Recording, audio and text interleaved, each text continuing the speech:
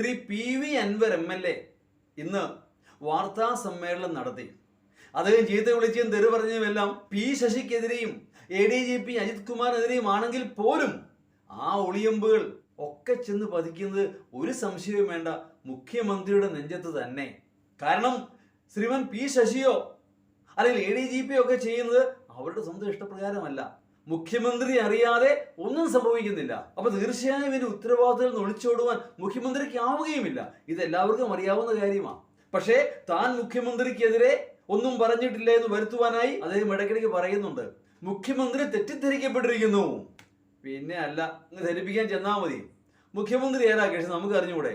ആരെങ്കിലും എന്തെങ്കിലും പറഞ്ഞാൽ വിശ്വസിക്കുന്ന ഒരു നിസ്സാര കക്ഷിയാണോ അദ്ദേഹം? അല്ല, ഒരിക്കലുമല്ല. അപ്പോ ഈ ഒളിയമ്പുകളൊക്കെ തീർച്ചയായിട്ടും മുഖ്യമന്ത്രിക്ക് നേരെ തന്നെ.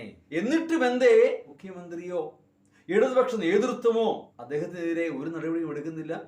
അദ്ദേഹം ഇടതുപക്ഷ MLA അല്ലേ? അപ്പൊ തീർച്ചയായും അച്ചടക്കത്തിന്റെ വാള് അദ്ദേഹത്തിനെതിരെ ഓങ്ങപ്പെടേണ്ടതാണ്.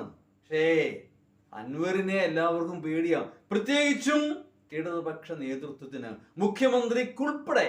അപ്പോ അതിലെന്തോ കാര്യമുണ്ട്. അതിലുപരി ഈ നേതാക്കന്മാരുടെ ഒക്കെ ഖജാൻജി അല്ലെങ്കിൽ കാഷ്യറാണ് നമ്മുടെ അൻവർ മുതലാളി. ഇവർക്കൊക്കെ പണം കൊടുത്തിട്ടുണ്ട്.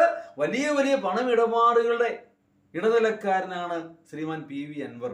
അതുകൊണ്ട് അങ്ങേരെ തൊടാൻ എല്ലാവർക്കും ഭയമാണ്. അപ്പൊ ചോദ്യം ഇതാണ്, ആർക്കാണ് അൻവറിനെ പേടി? ചിരിച്ചാൽ മനസ്സിലാകും.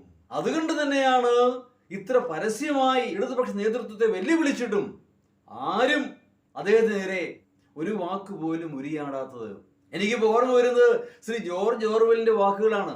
Communist party all are equal but some are more equal than the others.